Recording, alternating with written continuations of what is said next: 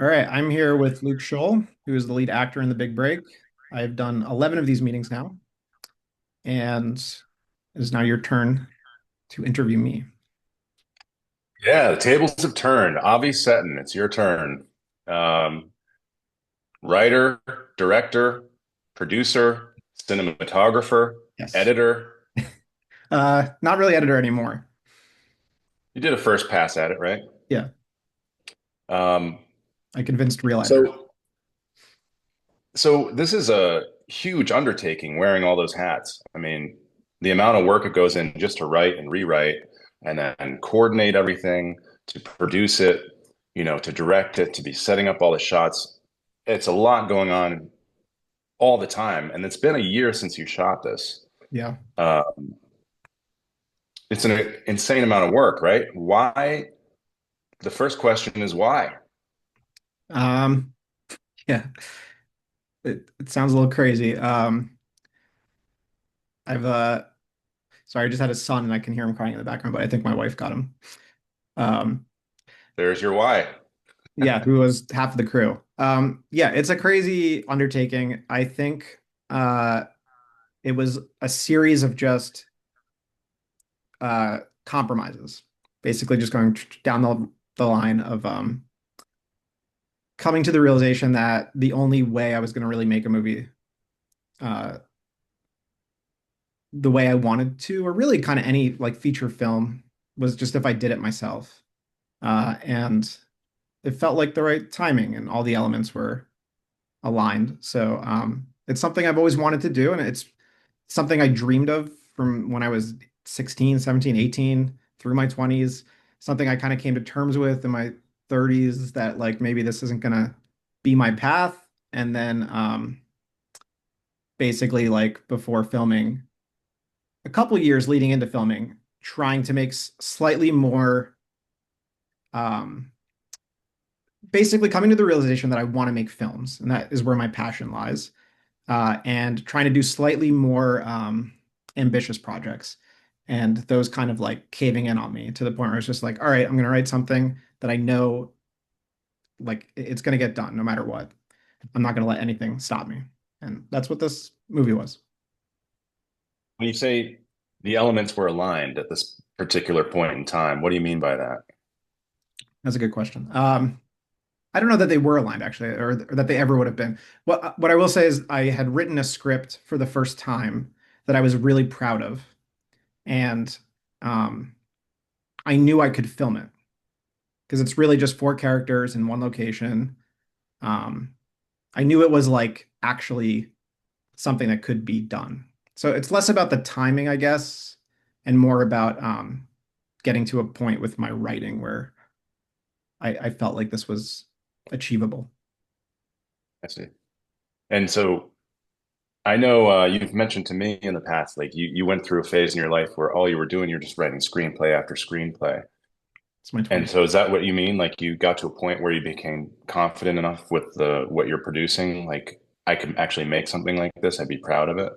Yeah, I think from like pretty much the ages of like 16 to like 30, I pretty much wrote in screenplay format in one way or another every day of my life, more or less. That was because a lot of the films I was writing were very experimental, and it was just not the sort of thing that I was going to sell. Um, Probably not enticing enough to raise funds for, especially like where independent movies have gone over the last decade. Uh, so I was kind of getting my hours in. And then in my 30s, I had like a really kind of stark turn in my. I at that point I'd left LA and was starting to like rethink my life. So I took a break from it, which I actually think might have been the best thing I'd ever done. And then when I went to write this, I was very scared because I had written so many scripts and none of them had gotten made, and it was very hard for me to like put in work when I knew it wouldn't lead to anything concrete and finished that I could show people. Yes, there was a script there, but none of my scripts were meant to be final as a script. I always wanted to turn them into films. So I think I had to tell myself that there was no way I was going to write another script. I had to convince myself. There was no way I was going to write another script that wouldn't get made. That I was absolutely certain I was going to make it no matter what.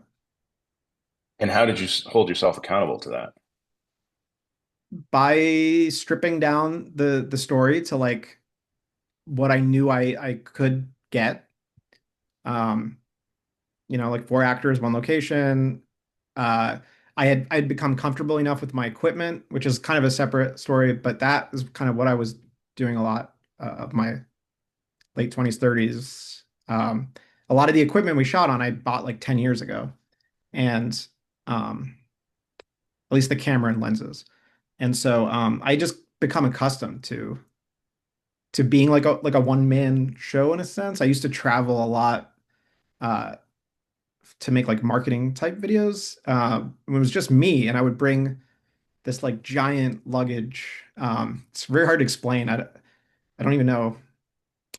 All your gear, you travel with it. Yeah, it's just this absolutely enormous piece of luggage with four other pieces of luggage inside of it. And it was my camera, accessories, like sound stuff, a tripod, lighting. And so I got very used to like setting up quickly, shooting fast, doing lighting, sounds, all that kind of set up myself with a very manual camera. So yeah, And I mean, like in this day and age, we have so many distractions, right? We have social media, TikTok, and actually, that's a theme in the movie.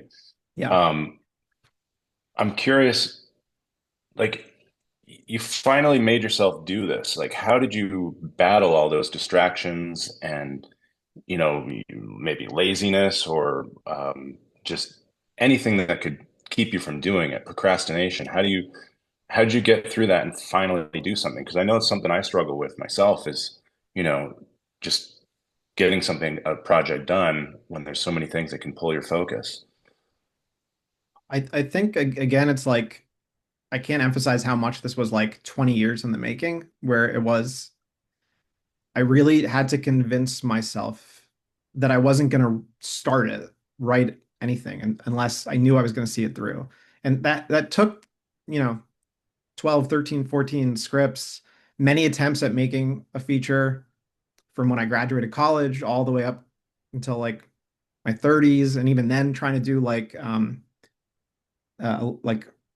other types of projects. I just had a lot of I wrote a lot of material that just never materialized, and um, it like weighs on you. And I think it's you just get to a certain point, or at least I got to a point where it's just like there is I just can't let anything stop this project from happening. And that mentality mixed with the fact that Tanya, my wife, was very supportive in like helping me make this come about and was going to work on the movie. And I knew that like I knew it could happen even if she was the only crew member. Luckily, Rupa came on and really really helped bring this to another level from the filmmaking perspective, despite him having no film background. But yeah, I knew it could be done, and that was really the trick.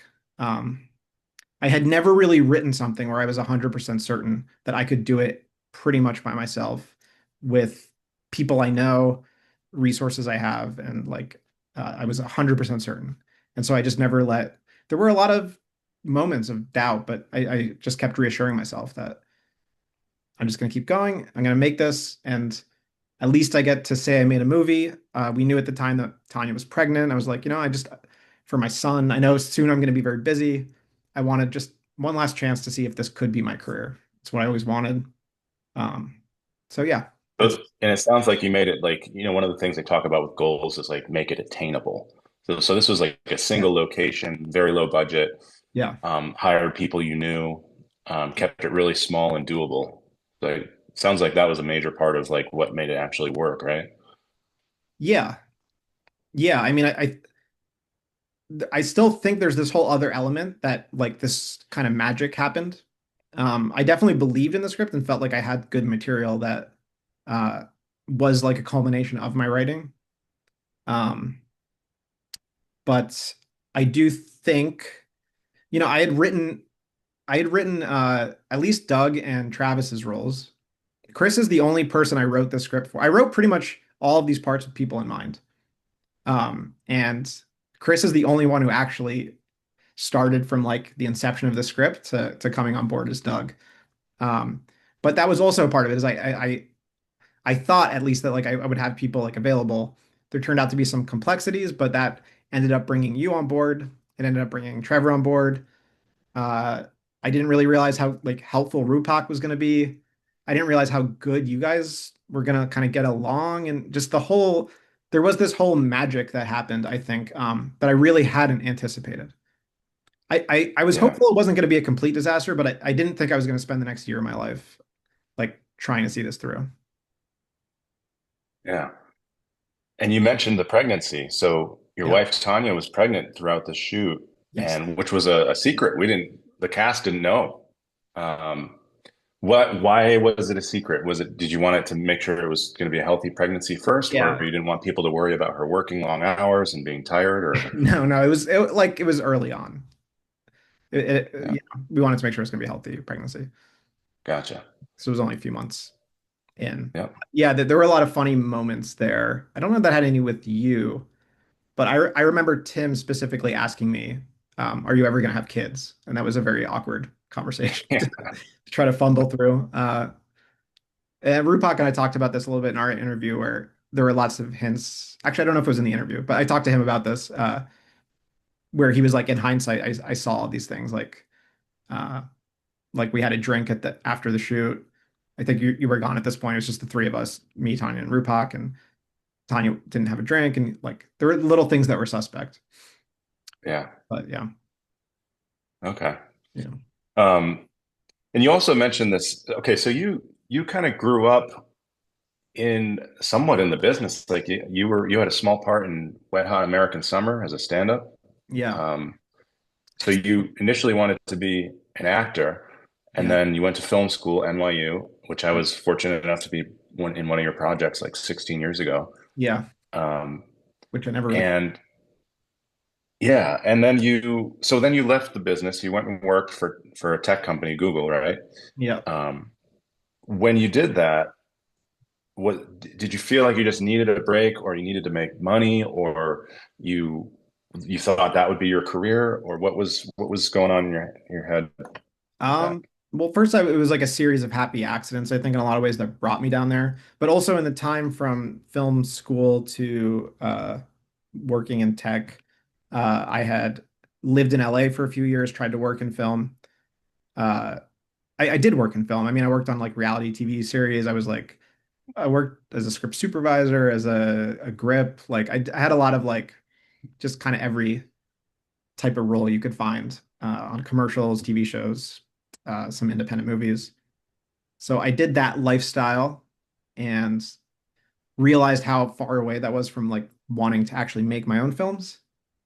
So I realized that it just wasn't for me. So I ended up going back to school where I studied English literature and taught like English and film at Lehigh University, where I got my master's. Um, and it was during that time that I had a friend working at Google for the VR team, and basically through that, I started coming in shooting like videos. A lot of this was with this same equipment, and I had already kind of uh, made myself very like quick to set up and useful with like this equipment with projects I was doing at Lehigh. And they would call me in once in a while to just make a video or shoot. They were, you know, when VR was starting, it was a lot of tech people, and they didn't have any film like there were very few people with any film insight. And I think as VR developed, they realized, hey, we should probably get people who like actually understand filmmaking.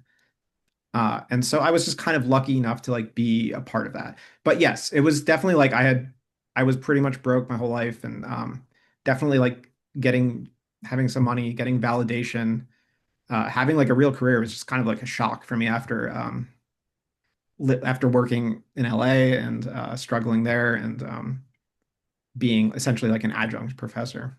So it was a huge life change for me. But it wasn't Yeah, yeah, it ultimately wasn't very fulfilling in the end. But it also coincided with like VR not really being taking off. I was never really interested in VR. Um, but that's what got me there. And So it was after that experience that you're like, okay, I'm just going to make my own thing. I'm going to finally do it. And um, there was a series of like still quite a bit from there where first I had to like leave the city and like I was working in New York at that point in my life. So there was a series of like events that yeah, I think it's just compromise after compromise. I came back, thought I might write a novel at one point. I designed some board games. I had a lot of different like career paths that could have, but it was just it was constantly nagging at me. Um, like I knew what I really wanted to do was make films, and it just took me a while to get there. But yeah. yeah, Um, but to answer the first part of your question, I wouldn't say I grew up in the business, but I have my brother is like 7 years older than me, and he was in film, interested in film from a very young age. My mom is a writer and very she's a novelist, but she's very like culturally aware. So I had a lot of influence um, at a very young age, and was grew up relatively close to New York, so I could go to auditions. So that was really like, and as when you're a kid, the only real thing you can think about when it comes to movies is acting. Because I'm talking like yeah. 8, 9 years old. Yeah, And you see that and you're like, I want to do that. And then exactly. at what point did you realize, oh, I'd rather be behind the camera? This was when I was 14. A family friend, I think my brother at that point was teaching summer courses at New York Film Academy at Princeton. And between him and a family friend, they like got me into like a summer program for free. It was like a free ride. So I just had to pay for the film, 60 millimeter film. So that was the first moment that when I shot on 60 millimeter film. I was 14 years old, and it completely changed me and completely changed the way I looked at things and how a film is made. Um, and I felt like I was more naturally um, I had more natural talent for filmmaking than acting. And now, as it relates to writing, because you wrote this whole thing by yourself, Yeah. and did you do you have like let's say there's a aspiring writer watching this right now. They want to know how they can write a feature script. Like, is there a process that you go through? Do you beat it out? Do you have a board? Like, what? How do you do it, and how do you get inspired? You know, is it like a discipline thing where every day at a certain time you're going to sit down and write no matter what? Like, do you have a process for writing, or you just kind of Um, wing it? I think I know what it entails now. Um, I should first say Julia, who's worked on post production, has an additional writing credit. She did help um, reimagine an opening for the movie and has done some other things. So, but yeah, the initial script I did write myself. Um, I think a huge part of it really is, at least for me, it was just like hours spent. And there was something very gratifying in knowing that, like, yeah, I had written all these scripts when I was younger, and the fear that I had of coming back to it was it was very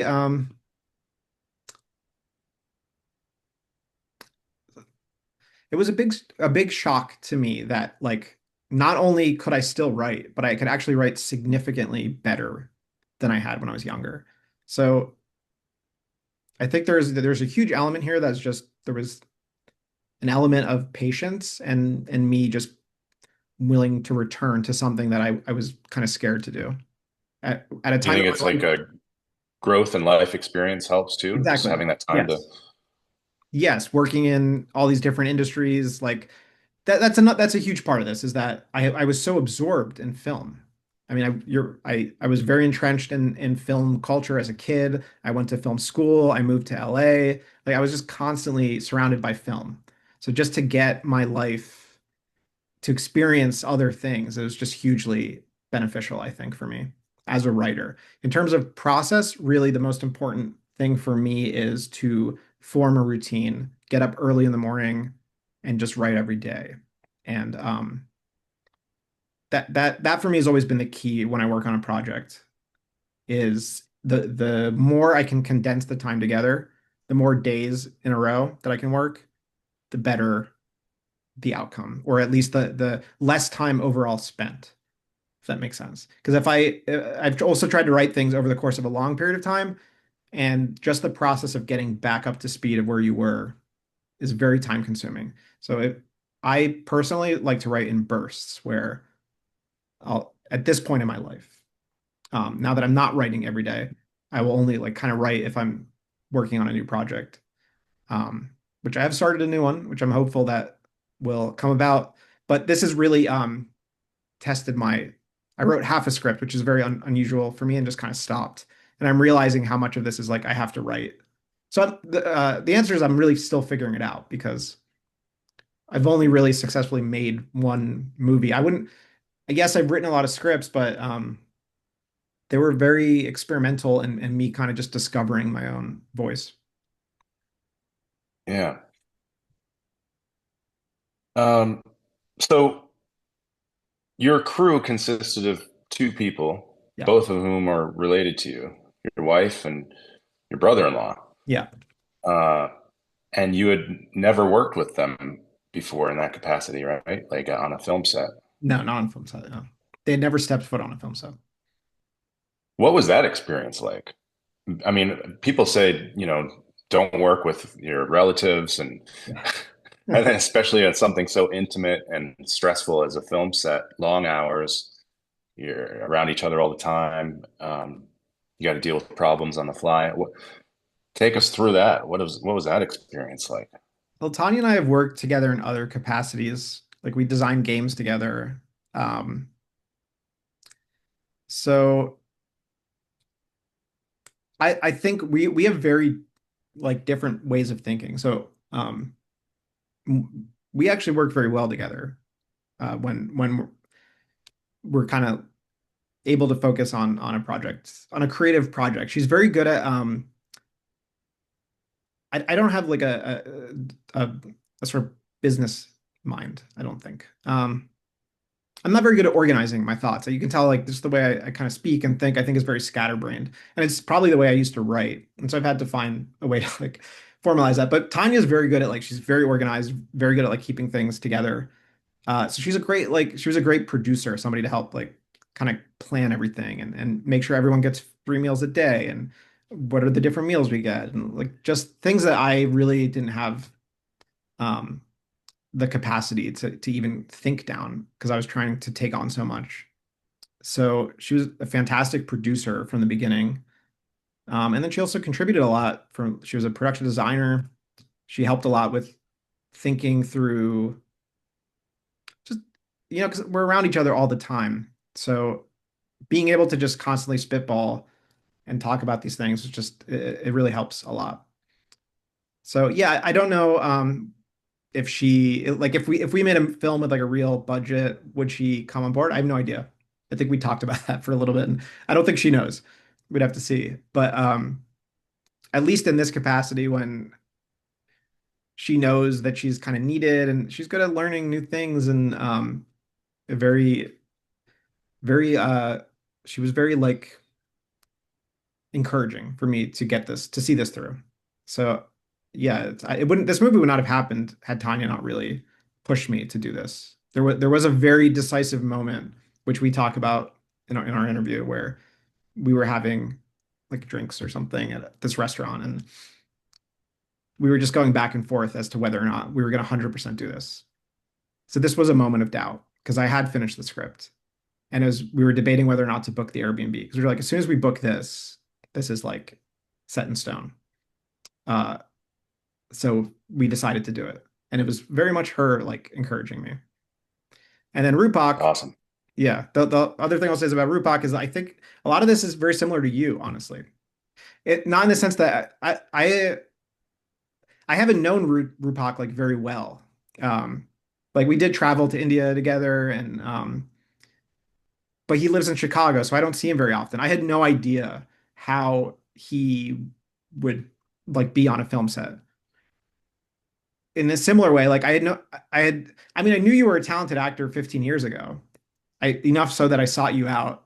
But there was also an element, you were I would say the other element of like, I don't know. There was a big part that I did, and Trevor as well. I wasn't certain. There were a lot of elements of like, I don't know how this is going to work out. Um, and I think, yeah, with you, with Trevor, with Rupak, all of those things just kind of, with Tim acting, all of these things just turned out, everyone just was far, far better than I could have ever anticipated.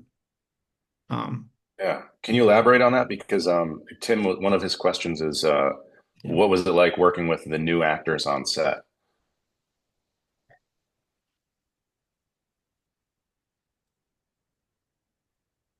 It was different for everyone. Everyone had a different amount of experience and camera shyness. Um, I've said this to all the other actors, and I think they would agree. I mean, having you on set was absolutely huge, because you weren't only sort of leading this project, but you were very receptive to how everyone acted. You were like an acting coach in between takes, and so you were keeping everyone like really in the movie, 24/7. So that was a huge help. Had you not come on board and created that like professional environment and get everyone like really excited about this and stay excited about it for from morning till night, I would have probably shot this, I would have ended the day at 10 o'clock or whatever the schedule was. But everyone wanted to keep going, so we kept shooting. So yeah, to answer your question, I don't know. Everyone was great. Like, um, I really liked the combination of experience on set. I liked that we had you to kind of anchor everyone because you had experience. Trevor had experience, but was also like rediscovering himself as an actor. And Chris, like, he's not shy. He's done stand up a lot, so it's not terribly different. And he's just like so fun to work with. I think here's one thing I'll say with Chris and with Tim. I think about the scene where we shot till like 3 a.m. and we just kind of like let the camera roll for hours on Tim, and everyone was just kind of like we were all in a circle, and it was like the end of we were nearing like finishing filming, and I think we were all having like a beer, and everyone was just kind of like shouting at Tim like things to say. Uh, Yeah. and I guess yeah, I think improvising with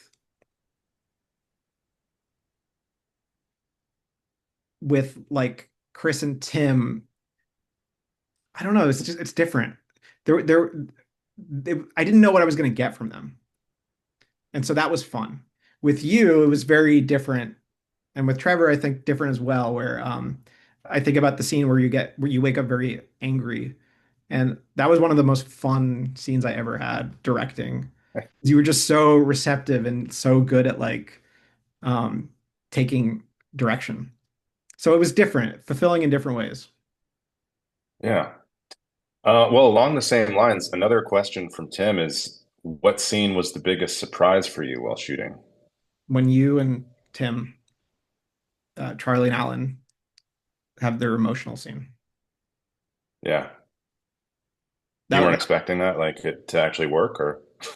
I wasn't expecting like the hairs to stand up on my arm. Like I remember feeling like that was the moment I realized we were doing something really special. It Yeah. was just such a powerful scene, and it like hit the tone of what I was going for so perfectly. Of being like this kind of tragedy. I think there could have been an easy way out where this is just played comedically and kind of one note. That was the scene where I felt like there was that tragic depth, but still kept the comedy. And it was exactly what I wanted from this movie. And yeah, that was the moment. It might have been like day 3 or something, right? Where I realized this we might have like truly something special on our hands. Yeah. Yeah, that was a fun, intense scene to Yeah. shoot. And yeah, and Tim for his first time acting, I mean, No. pulled it off. Yeah. Yeah. Yeah, absolutely crazy how he really met you halfway in that scene. I think a lot of it was you coaching him and Tim just becoming more and more comfortable, us figuring out how to work with him being in the other room. I think a lot of it was figuring out that like, this is best when Tim kind of comes and sees what's going on, Mhm. instead of just locking him in the dark room all day. Um, yeah, Yeah. it's something culminated there, and Tim really nailed it. But Yeah, and then working with him like together, not in the room, so we could build that sort of connection, and then putting him back in his little booth or whatever, and going from there. But yeah, yeah, that was a fun scene. We had to do it again. We had to reshoot it yeah, um, I on the don't know that last we day. had to.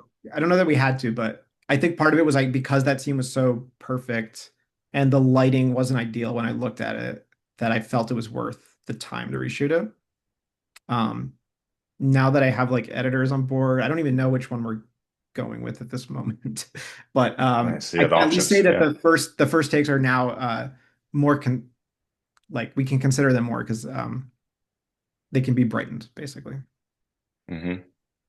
Did you notice a difference at all, like in terms of the performance from that first shoot of it and a couple days later when we did it? I mean, we did that. Wasn't that on the last day, or was it the last night before Probably last I night. had to fly out? Yeah, that would Did you make see? Did it seem like it was like one day was better than the other, or no. I any? think I think on day like 2, you guys hit like a plateau. We all did. And I think at that point, it was just you had set the bar so high. Yes, maybe incrementally it was getting better and better, but I think at a certain point, it was just like everything just kind of came together. I think the first day there were like some rough starts here and there. I would say the first scene, which is another one we reshot, and that's maybe a better example because that was the very first thing we shot and the very last thing we shot. And in that, I would say yes, there is definitely improvement. Yeah. But looking at day 3 and day 6 or 7, not as like I don't think there was as much because Okay. you guys were already in such a good groove. Yeah. Yeah. We all gelled so well together, and Yeah. it's just people that had never worked together coming together and living in this house Yes. um, for a week, and it just worked. Yeah. Um, Not only was it family coming in, but yeah, the four of you, the four actors, were all coming from different parts of my life. Um, yeah. I had no idea how you guys were going to get along. Were you going to be okay in this house together? But it was really wonderful to see. Um, so this film involves a human AI relationship. Of Um, Tim's Another question from Tim is, do you expect there to be human AI relationships in the future? course, seems increasingly obvious that this is like a thing. I feel like we kind of were a little bit ahead in the sense of like I didn't want this to feel like a sci-fi movie. I know there's like Her and other movies about like human AI relationships that they we're I think we were at a time where it's no longer sci-fi. And so I really felt like we should make something that simultaneously feels like it takes place today and a little bit in the future is how I've described it. And the closer we get to release, the more I'm like, uh, I don't even know if the little bit in the future part is really even there. If it seems we're very much on the precipice of this. How do Um, you feel about that? Does that concern you? I mean, humans and AI instead of having like human to human connection? yeah, it does. That's what the movie's about, I think, in a lot of ways for me. Yeah. So where does that lead? What's going to happen? I talked to Tim about this a little bit. Uh, one of the things where you say when you asked me about like what changed, and I was saying how getting away from film was very helpful. Working in tech as a filmmaker who like is interested in like art house film was very like eye-opening to me. And I think that's where I really like really saw people talk about technology in a way where I really didn't think it was real. And uh I didn't think people I want to put this as like delicately as I can, but I wasn't expecting to see people who are so intelligent be so uh confident that art was going to be tailor-made. I had a very like in-depth conversation with somebody who I respect like crazy, and they were very convinced that the future of art was that AI was essentially going to like self-cater art to people. And for me, that really like kind of I have mixed feelings about it. I'm sure there's a place for that, but I also, for me, a lot of the best art that I think I've experienced and I think other people experience, I don't think I'm the only one in this boat, would say it has something to do with the human to human connection that's like translated through the medium. You feel connected to another human who's in another place and time in many instances. Um, so that just knowing that like there was this whole other definition of art for from really thoughtful people was eye-opening to me. And that I think was concerning in a way that I felt Yeah. I think I expressed as well as I could in this movie. Well, these people aren't really creative types, right? They're more like programmers, like analytical or Um, mathematical. There's no, yeah, a lot of engineers and designers. I mean, there's a lot of art that goes into um, design, graphic design. Uh, the a lot of products that are made in tech are the fusion of engineers and designers working together. But there, I worked in so not only did I work in VR, but then afterwards I worked with Tim as well in like a startup environment. So there was in that entrepreneurial area, there were, I think, a little bit more it wasn't as business minded as you might think. There were a lot of people who had like creative backgrounds, like me. So I think, yeah. Um, yes, to the to in most cases, you are correct that a lot of people were coming with just a very strict technology background. But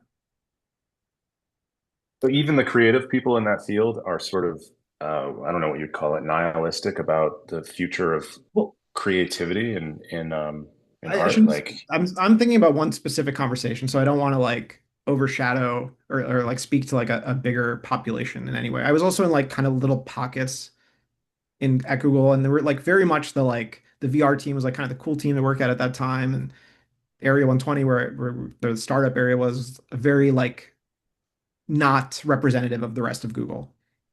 Um, so the I think the more creative types would have tended to be in that area. Uh, but I don't know for certain. But what I would say is that that attitude was not nihilistic when I had this conversation. That's the part that was so shocking to me. oh, It was they think it's a good thing. excited about it. Yes, yes, exactly. Yeah. And I Huh. couldn't wrap my head around that. And it took me a while to realize how sincere that attitude was. Why? Why is it a good thing in their mind to suck the soul out of everything? Yeah. Um, I don't think they're looking at art as they're looking at art as like maybe Commodity. quantifiable in some way. And so I think the argument that I've seen sort of echoed throughout tech is that which I think is probably where this person was coming from, who was very much ahead uh, in that thought area. At the time, nobody was really talking about this as if it was coming in the coming years. Um, I think the argument is that if art can be made specifically for you, tailor made for you, that it's more powerful than if it's made for say 100 or 1,000 people or a million people. Um, I think I'm judging from what I know about you. I think you would probably see things a little bit more the way I see them, which is that it's kind of the opposite, where it's like a piece of art that speaks to a million people is more powerful than a piece of art that only speaks to you. And that's the human soul aspect, I think that you're referring to.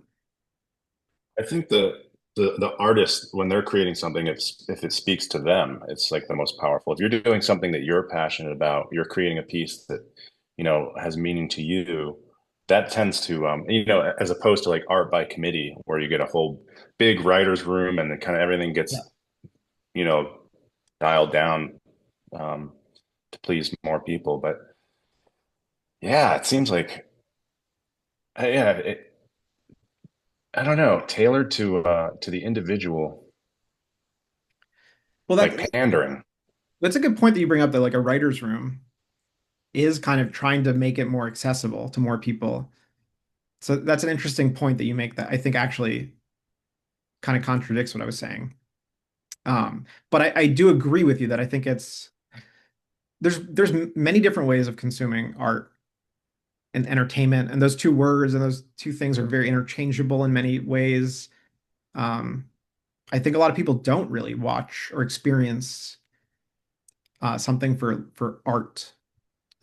It's kind of a little bit of a dirty word in the tech world, I learned. So I think that's a, Art, really? yeah, I'm always surprised by that, I think, because I when you say that word, I think a lot of people roll their eyes or don't, again, they don't see it as quantifiable. It's a subjective measure. Um, and that I think makes a lot of people uncomfortable who are trying to really quantify and think of the world as measurable as much as possible. So they're seeing it like a commodity. Like if we can create this thing that, Yeah. appeals to more people or Yeah. to one person to a higher magnitude, it's more likely to sell or it's more likely to be successful and increase page views on our app or whatever it is. Like Yeah. it's like commoditized. Yeah. I think that it's missing the point a little bit. Um, Yeah. yeah. That's like, that's not unique to the tech world. I think that's a lot of Hollywood too, right? I mean, that's, Yeah. I mean, and I think that's why I like more auteur driven film. And it's just my experience too with movies was me alone. Uh, like I had older siblings, so a lot of my like the at least like when I really fell in love with film, I was watching a lot of these movies by myself, not in a theater. It was like old films, foreign films. So I felt like I was connecting on a human level to someone from another place and time. That to me was like the real powerful pull of what a film can do. I don't, yeah, I never really,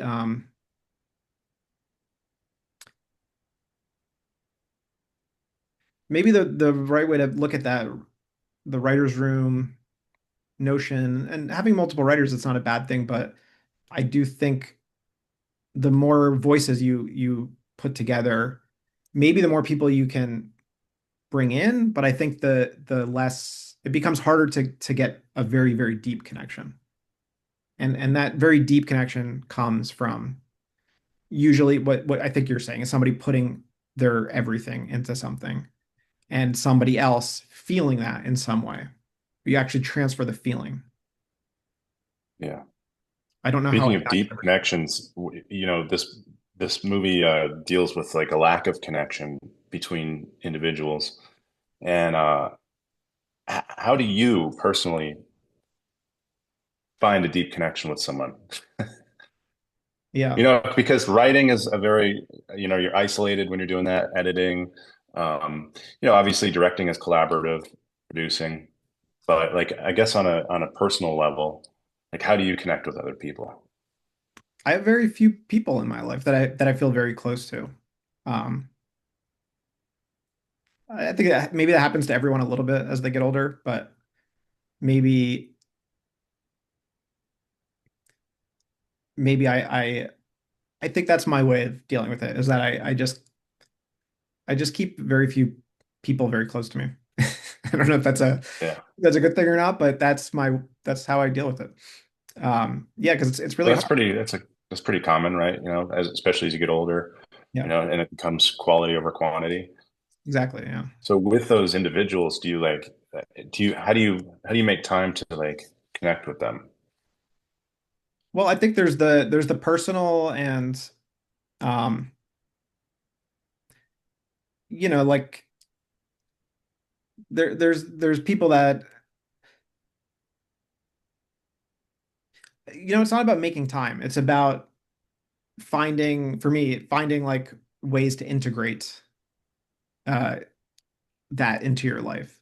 So, like with Tanya working on this, when you're saying like it might be hard to work with family, a lot of that was for me, and I think for her too, is we're enjoying that time together.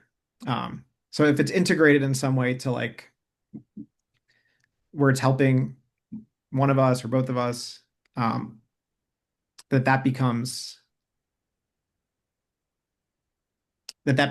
becomes like a sort of constant thing that happens. So I don't feel like I'm making time in that regard. I feel like I just really try to find people and ways to create interaction that is meaningful. I don't know. Maybe it's a good question. Maybe I'm like skirting around it.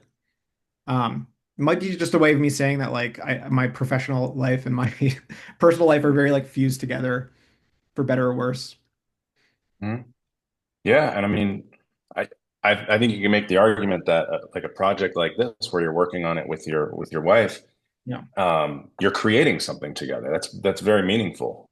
You know, it's not just sitting around, whatever, which does have its value. But how cool is it that you guys made a movie together? I mean, you could look back on it in 10, 20 years and be like, yeah, we that's one of our accomplishments together.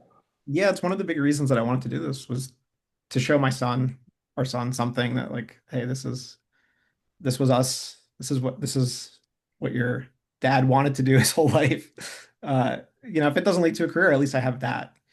Um, I have a movie that I'm proud of. I never thought I would get to that for the last decade or so.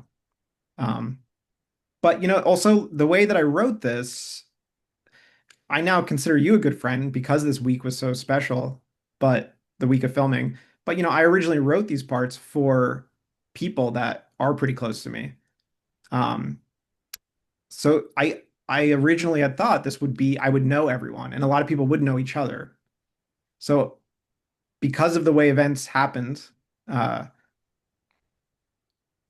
yeah, you and Trevor came, I mean, you especially came from like pretty far back in my life. So it was sort of a wild uh yeah, it was interesting how that played out. I'm glad that you're interviewing me for this because that's the way that this film been would have been very different. And it would have been just a group of people who knew each other originally. But because you came on board, Trevor, who, I had worked with him in the past, but we weren't very close uh, leading up to this movie. And now, like, a lot of new people working on this film that I've never talked to until a year ago. Um, it's taken on a different shape, which is great. I Yeah, love it. yeah.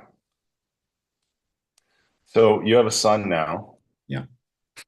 The future with all this technology is in a lot of ways concerning. How do you see yourself preparing him for that, or so that doesn't end up in a relationship with an AI? I don't, the funny thing I'll say is that a lot of people who watch this movie will talk about Charlie in a way where like he's very much the normal character, for lack of a better word, the normal character. It's always about Travis being weird. I always just kind of gently remind people that like Charlie is married to an AI. That Yeah, there's an equally interesting component there worthy of study. I think it's a testament, one, to your performance, and two, to the fact that we made something special, to the fact that people aren't even really questioning Charlie in that regard. Um, I think that's something that is a testament to what we did.